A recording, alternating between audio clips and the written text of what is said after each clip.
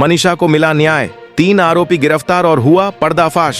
हरियाणा के भिवानी से सामने आया यह केस पूरे देश में चर्चा का विषय बन चुका है। क्या सच में मनीषा के परिवार को इंसाफ मिला? आखिर कौन थे ये 3 आरोपी और क्या उनकी गिरफ्तारी से सच्चाई सामने आई? इस वीडियो में हम आपको पूरी कहानी के पीछे छुपे रहस्य, जांच की हकीकत और उन विवादों के बारे में बताएंगे जिनसे पूरा मामला गरमाया। अंत तक देखें ताकि आप जान सकें कि आखिरकार मनीषा के लिए न्याय कैसे संभव हुआ। हरियाणा के भिवानी जिले के एक छोटे गांव की 19 वर्षीय मनीषा अपने परिवार की आंखों का तारा थी। गरीबी के बावजूद उसके सपने विशाल थे। वह सिर्फ गांव के छोटे से प्ले स्कूल में बच्चों को पढ़ाती ही नहीं थी, बल्कि नर्सिंग ऑफिसर बनने का भी लक्ष्य रखती थी। उसकी दिनचर्या बेहद साधारण थी, सुबह बच्चों को पढ़ाने जाना और दोपहर तक घर लौट आना। परिवार को इस बात पर गर्व था कि मनीषा पढ़ाई और काम दोनों संभाल रही थी। लेकिन 11 अगस्त का दिन ऐसा साबित हुआ जिसने न केवल मनीषा के परिवार बल्कि पूरे गांव की जिंदगी हिला दी। वह दिन सुबह की तरह स्कूल में ड्यूटी निभाने के साथ शुरू हुआ और उसने अपने परिवार को बताया कि वह सिंघानी आइडियल नर्सिंग कॉलेज में बीएससी नर्सिंग के फॉर्म भरने जाएगी और फिर लौट आएगी। लेकिन दोपहर बीतने के बाद भी मनीषा घर वापस नहीं आई। परिवार में बेचैनी फैल गई। पिता ने बार बार उसका फोन लगाया। शाम 6:26 पर कॉल भी लगी, लेकिन केवल 10 सेकंड की घंटी बज सकी और फिर फोन बंद हो गया। पिता घबराकर नर्सिंग कॉलेज पहुंचे और गार्ड से पूछा कि उनकी बेटी वहां आई थी या नहीं। गार्ड ने कहा कि कोई मनीषा आई ही नहीं थी और सीसीटीवी देखने की मांग पर उसने बताया कि स्टाफ मौजूद नहीं है। बेबस पिता तुरंत पुलिस के पास पहुंचे। पुलिस आई, लेकिन केवल औपचारिक पूछताछ ही की और चली गई। रात को जब पिता थाने पहुंचे तो उन्हें और भी हैरान करने वाली बात सुनने को मिली। पुलिस ने सबसे पहले बेटी की उम्र पूछी। पिता ने कहा कि वह 19 साल की है। इस पर पुलिस ने कहा कि वह तो बालिग है, शायद कहीं घूमने चली गई है या खुद कहीं चली गई होगी। 24 घंटे इंतजार करें, वह लौट आएगी। ये सुनकर पिता का दिल बैठ गया। उन्होंने हाथ जोड़कर कहा कि मनीषा ऐसा कभी नहीं कर सकती, लेकिन पुलिस ने एफआईआर दर्ज करने से साफ इनकार कर दिया। परिवार मजबूरी में घर लौट आया, दिल में चिंता और आंखों में बेचैनी लिए। रात भर मनीषा के परिवार की नींद उड़ी रही। गांव वाले भी उनके साथ उसे ढूंढते रहे, लेकिन हर प्रयास बेकार गया। अगले दिन खोजबीन जारी रही और पिता बार बार पुलिस के पास गुहार लगाते रहे, पर कोई गंभीर कदम नहीं उठाया। जब गांव वालों की संख्या थाने में बढ़ी, तब पुलिस ने मजबूरी में एफआईआर दर्ज की। लेकिन एफआईआर दर्ज होने के बावजूद मामले में कोई ठोस कार्रवाई नहीं हुई। पुलिस ने सिंघानी आइडियल नर्सिंग कॉलेज का सीसीटीवी नहीं देखा, न ही मनीषा की आखिरी लोकेशन पता करने की कोशिश की। सब कुछ केवल कागजों तक ही सीमित रहा। परिवार निरंतर रोता रहा, गांव वाले चिंतित रहते और समय तेजी से निकलता गया। फिर 13 अगस्त की सुबह करीब 9 बजे पुलिस ने फोन कर सूचना दी कि सिंघानी के पास एक खेत में एक लड़की का शव मिला है। पिता और परिवार जब वहां पहुंचे तो दृश्य इतना भयानक था कि सबकी रूह कांप गई। पहचान मुश्किल थी, लेकिन कपड़े और आभूषण देखकर उन्होंने सुनिश्चित किया कि यह मनीषा ही थी। उस क्षण परिवार का सब्र जवाब दे गया। गांव वाले गुस्से से भर उठे और सबने कहा कि अगर पुलिस ने समय पर एफआईआर दर्ज की होती और गंभीरता से जांच की होती तो मनीषा आज जिंदा होती। परिजनों ने शव का अंतिम संस्कार करने से साफ इनकार कर दिया और कहा कि जब तक अपराधियों को पकड़कर सजा नहीं दी जाती, चिता नहीं जलाएंगे। जवाबदेही बढ़ने पर प्रशासन के उच्च अधिकारी मौके पर आए और आश्वासन दिया कि 24 घंटे में दोषियों को गिरफ्तार किया जाएगा। शव को पोस्टमार्टम के लिए भिवानी के सिविल अस्पताल भेजा गया। रिपोर्ट में कई चौंकाने वाली बातें सामने आईं। कहा गया कि शरीर पर चोट के निशान थे, लेकिन किसी ठोस सबूत से यौन शोषण की पुष्टि नहीं हुई। परिवार ने इसे झूठा बताया और आरोप लगाया कि सच दबाने के लिए रिपोर्ट में बदलाव किया गया है। गांव में गुस्सा बढ़ता गया। महिलाएं और बच्चे सड़कों पर उतर आए।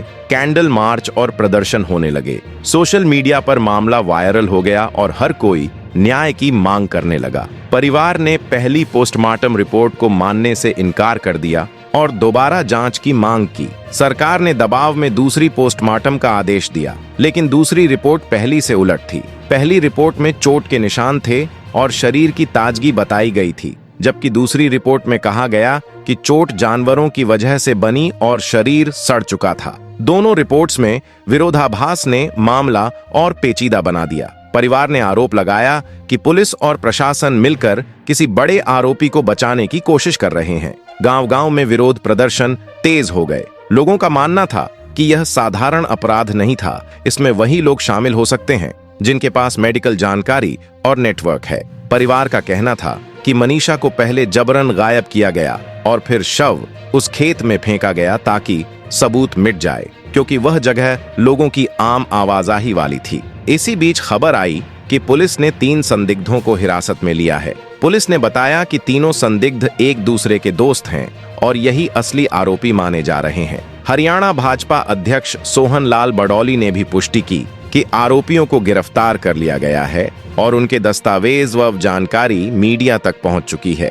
जब यह खबर प्रधानमंत्री मोदी तक पहुंची तो सूत्रों ने कहा कि उन्होंने साफ निर्देश दिया कि इन तीनों को कड़ी सजा दी जानी चाहिए। हालांकि यह आधिकारिक रूप से पुष्टि नहीं हुई, लेकिन गांव वालों ने इसे राहत की खबर माना। लोग कहने लगे कि अगर ऐसा हुआ तो यह इंसाफ की बड़ी जीत होगी। फिर भी सवाल वही था कि ये 3 दोस्त कौन हैं और उनके नाम सार्वजनिक क्यों नहीं किए जा रहे। परिवार का आरोप था कि पुलिस बार-बार विरोधाभासी रिपोर्ट पेश कर रही है और असली दोषियों को बचा रही है। इसी बीच मामला मीडिया की सुर्खियों में आ गया। हर चैनल पर मनीषा केस की खबर चलने लगी। पत्रकार भिवानी और सिंघानी पहुंचे, परिवार से बातचीत की। कैमरे के सामने पिता और मां फूट-फूट कर रो पड़े। उन्होंने कहा कि उनकी बेटी का सपनों भरा जीवन बेरहमी से खत्म कर दिया गया और अब ऊपर से सच को दबाने की कोशिश की जा रही है। सरकार और प्रशासन के दबाव में एसआईटी का गठन किया गया और कहा गया कि अब केस की जांच एसआईटी करेगी।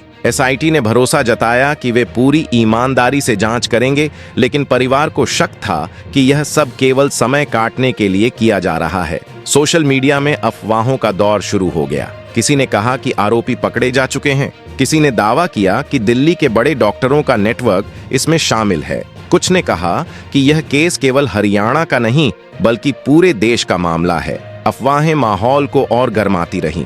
परिवार ने सीधे प्रधानमंत्री से अपील की कि उन्हें न्याय दिलाया जाए। बाद में खबर आई कि पीएमओ ने इस मामले की रिपोर्ट मांगी है। पुष्टि न होने के बावजूद गांव वालों ने इसे उम्मीद की किरण माना।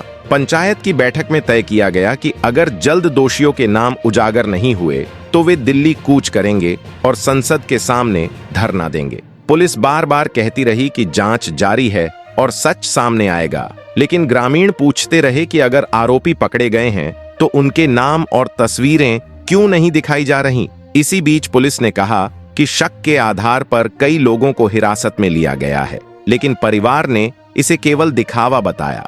उन्होंने कहा कि जिन लोगों को पकड़ा गया उनका इस केस से कोई लेना देना नहीं है, असली दोषियों को बचाया जा रहा है। सोशल मीडिया पर एक वीडियो वायरल हुआ जिसे पुलिस ने झूठा बताया, लेकिन परिवार ने दावा किया कि वही सच है। गांव की लड़कियां भी अब आवाज उठाने लगीं। उन्होंने कहा कि अगर इंसाफ नहीं मिला तो कोई भी लड़की सुरक्षित नहीं रहेगी। छात्राओं ने कक्षाएं छोड़कर धरनों में हिस्सा लेना शुरू किया। यह मामला हरियाणा से निकलकर पूरे देश में चर्चा का विषय बन गया। दिल्ली, मुंबई और अन्य राज्यों में प्रदर्शन हुए। लोग पोस्टर लेकर कहने लगे कि हमें मनीषा के लिए न्याय चाहिए। भिवानी की शिक्षिका मनीषा का मामला अब केवल एक साधारण आपराधिक केस नहीं रहा, ये धीरे धीरे एक जटिल गुत्थी में बदल गया जिसने पुलिस, जांच एजेंसियों, न्यायपालिका और पूरे समाज को उलझा दिया। जब एम्स दिल्ली में उसका तीसरी बार पोस्टमार्टम हुआ तब साफ हुआ कि उसकी मौत की सच्चाई पहले दिन दिखाई गई जितनी सरल नहीं थी। परिवार लगातार यह मानता रहा कि मनीषा ने आत्महत्या नहीं की, बल्कि यह एक सुनियोजित हत्या थी जिसे किसी तरह दबाने की कोशिश की जा रही है। पोस्टमार्टम रिपोर्टों में पाए गए विरोधाभास, पुलिस की कथित लापरवाही और लगातार सामने आने वाले नए तथ्य पूरे मामले को और रहस्यमयी बना रहे थे। शुरुआती रिपोर्टों में शरीर पर ऐसे निशान पाए गए जो सामान्य आत्महत्या के पैटर्न से मेल नहीं खाते थे। मामले में और उलझन तब आई जब यह खुलासा हुआ कि अर्चना तिवारी, जिसका नाम इस मामले में जुड़ा हुआ था, गर्भवती पाई गई। यह जानकारी पूरी कहानी को एक नई दिशा में ले गई। सवाल उठने लगे कि क्या मनीषा की मौत और अर्चना तिवारी की प्रेगनेंसी के बीच कोई गहरा संबंध है। परिवार का आरोप था कि मनीषा ने अपने स्कूल और कार्यस्थल पर अनियमितताएं देखीं और अपने वरिष्ठों को इसके बारे में सूचित किया था। उनका मानना था कि इसी कारण उसे रास्ते से हटाया गया ताकि सच्चाई सामने न आ सके। मीडिया में भी लगातार यही सवाल उठता रहा कि अगर मनीषा की मौत वास्तव में आत्महत्या थी तो उसके मोबाइल पर मिले आखिरी मैसेज, लिखे गए नोट्स और सहकर्मियों की गवाही आपस में क्यों मेल नहीं खाते। इसी बीच सीबीआई को मामले की जांच सौंप दी गई